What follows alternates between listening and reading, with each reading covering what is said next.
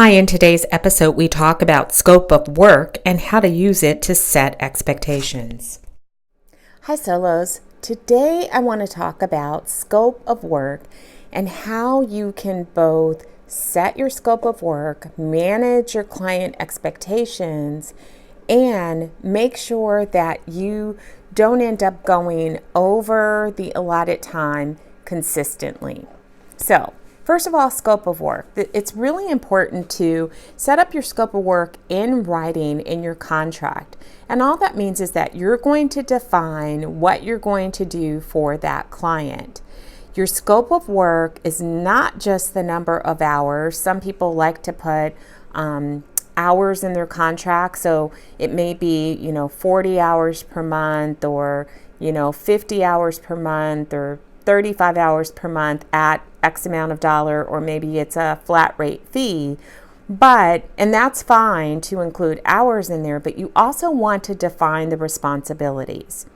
The reason you want to do that, and you want to make sure that this all gets discussed in the early stage, even before you get to the proposal, is so that the client doesn't then come later and start to give you responsibilities that are not included in your contract. Because when that happens, you risk either not being able to do the things that you're contracted to do, or trying to add them in and spending all of your budget. So set the scope of work with your client and make sure that you guys are aligned on expectations.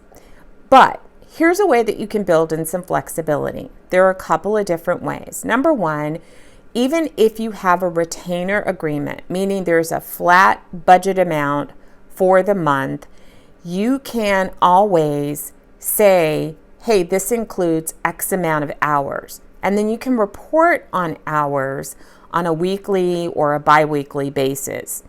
Doing this helps the client to see how much time is left that's been budgeted to their account. So if the client asks you to do something that is not typical, you can say, hey, we are at X of X hours for the month. Happy to do that. How would you like us to prioritize our time? So that's one way to handle it.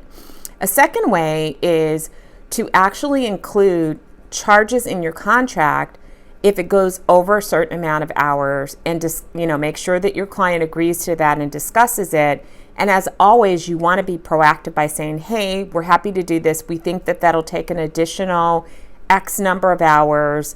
Is that okay? It will be billed at this amount.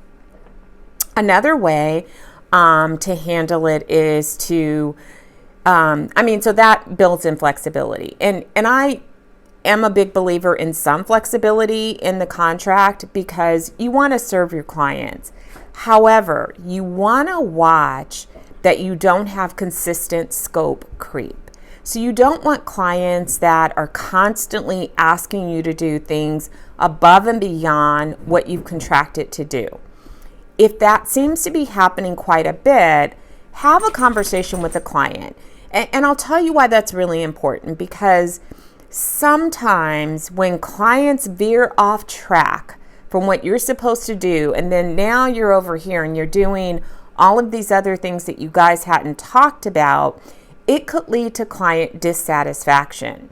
So, for example, maybe media relations was your primary focus for the contract, but then your client wants you to actually do social media. If you neglect the thing that you really contracted for, 2 or 3 months down the line, when the client is like, well, how come we don't have any hits?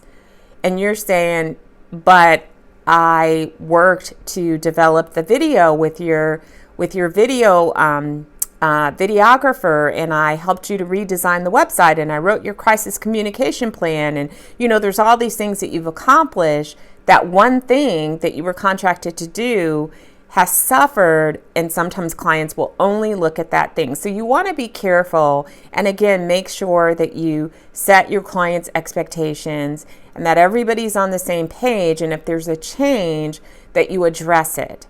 If a client has asked you to pitch in on a couple of things and it's not taking away from your core responsibilities, but it seems to be happening a lot, have a discussion and say, hey, a couple of times you've asked us to pitch in on social media, content development, or, you've asked us to help, write some pieces for your blog.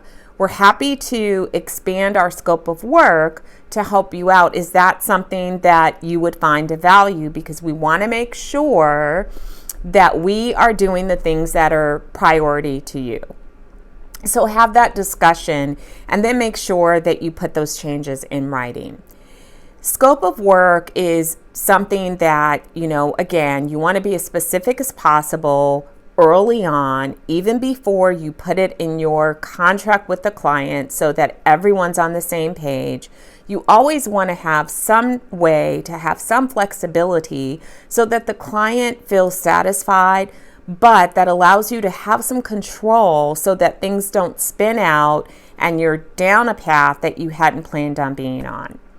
And as always, it's really important to communicate with the client openly and honestly and to manage expectations, not just in advance of the contract, but every step along the way.